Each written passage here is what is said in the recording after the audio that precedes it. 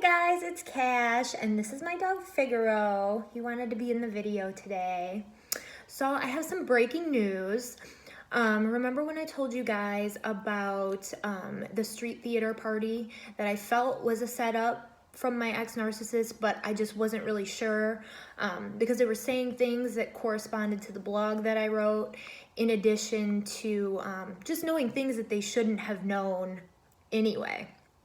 So yesterday, I don't know what came over me to do it, but I looked through my junk mail, and that's where all the correspondence from my ex or anybody that we've ever known together mutually goes in my trash. So I was looking through my junk mail, and I come across an email, and I thought that it was from yesterday. So like I said before, she's having a baby. So I'm like, this lady is crazy. So I open it and I read it, and it says, hold on, I'll read it. It was easier to get read. She put red, she meant rid. It was easier to read of scum like you. You lost and we won. Enjoy. BBBBBBB. I don't know what BBBB is, but that's what the email said. So I laughed about it because I'm like, I just pictured her on a delivery table giving birth and texting me while she was giving birth. I kind of just brushed it off, and I was like, yeah, wait a minute, I'm just gonna post this to my Facebook because this shows that she's calling me a psychopath and all these names. It just kind of shows, what I'm dealing with. I guess it's both ends. So I posted it, and then I look at the date on the actual email, and it says 6/17/18.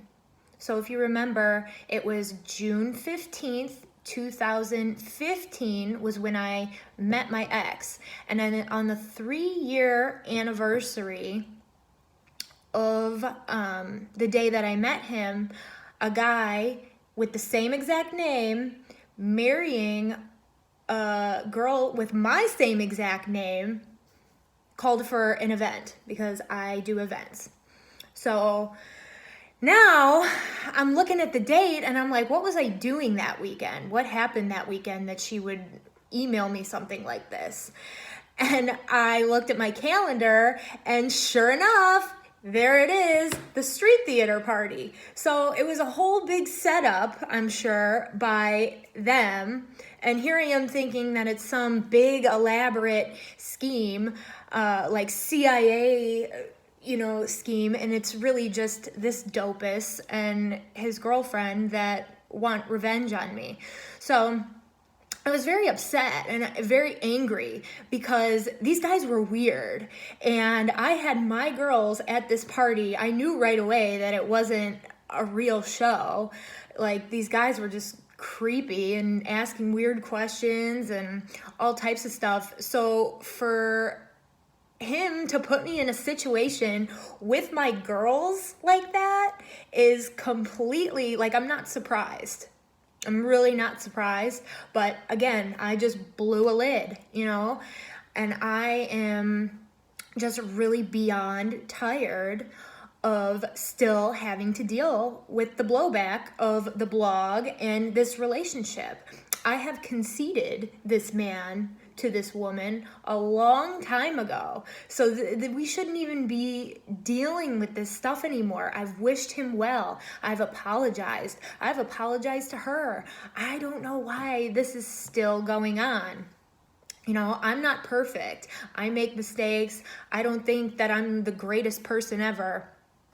But I do know when to just let things go. And I did let it go after June 2nd, 2018, and even before that, I was over it.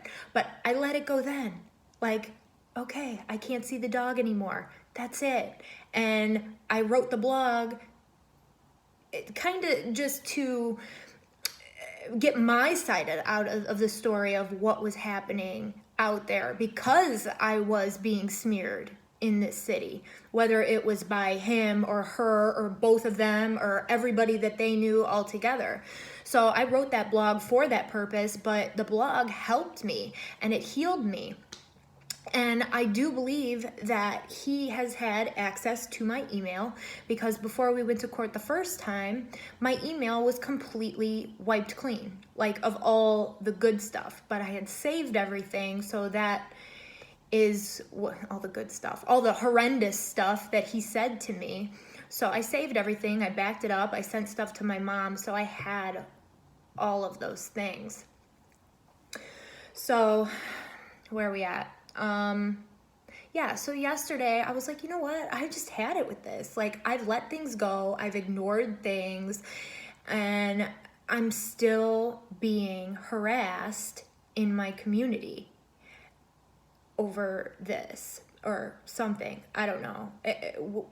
I don't know why. I'm not going to contact him. I have no reason to contact him. I don't want to. So I think they're pushing me to try to contact him, so I do get in trouble, but I have no reason to. I don't want to. So if this is MK Ultra related, we need to get some new trauma, because that is past. So I was like a little bit fired up. I was like, you know what? I'm gonna go and I'm gonna try to file a restraining order again on this guy. So I got one January 4th. They gave me one I had death threats, I had all the things, emails, everything that he wiped out of my email. I had all that stuff. That was enough to get me an order of protection then. So now he's been, by proxy, he has been using his girlfriend to communicate with me. After this got dismissed, January 26th, she was in my LinkedIn, trying to message me on there. I ignored it. I've been ignoring. I just wrote the blog. Sorry if you didn't like it, but that's what happened. And then the party happened, and I ignored that. I've just been ignoring, and sometimes it just comes to a head where enough is enough. So I went in there with all this information, all this new information, this new basically death threat. You were easy to get rid of. Like, what is that supposed to mean? You know? Whatever. So I go in there with all this stuff, and I'm telling the lady about the situation, what happened, and in the back of my mind, I kind of knew that I wasn't going to get this order, because they have nothing on me. So she's looking at me like she's never heard this before. I'm like, you've never heard of anything like this before? Like, because I've been talking with this woman that said that her ex-husband, he had a lot of money, and she was going to, you know, of course, go to court with him. And he basically did the same thing that what's happening to me, to her, harassment. And just anywhere she went, she was harassed. And she told me about nefarious jobs. They're supposed to be involved in some kind of gang stalking operation. She said that any rogue CIA agent, PI, anybody can just start up something like this that knows how to hack into computers and just basically make your life miserable. She said that this happens all the time, but most women, you know, they'll settle out of court or they'll just go away completely because they just don't want to deal with it. And they're like basically terrified, you know, and it is because it's all psychological and it's very hard to prove. So as I was telling this woman at the courthouse, she's just like, when I was doing the first one on him, she's just looking at me like, okay, like this, she's just never heard anything like that before. And then we go to do the girlfriends, and I mean, that was more tangible. I had stuff that currently happened with her, but trying to describe what he's doing, working behind the scenes now, it doesn't sound, you know, it's not, what he's doing is not tangible. What she did is. So I waited around for probably about 4 or 5 hours at the courthouse. Sure enough, that she comes back and both of them, no order. So can you please tell me how I could get an order then with the same evidence on him, plus smear campaign, harassment, all this stuff that he's doing, plus a death threat from his girlfriend? And that's not going to get me at least another court date with him so I can figure out what the hell is going on? I'm sorry. That just does not make sense to me. That is absolute corruption.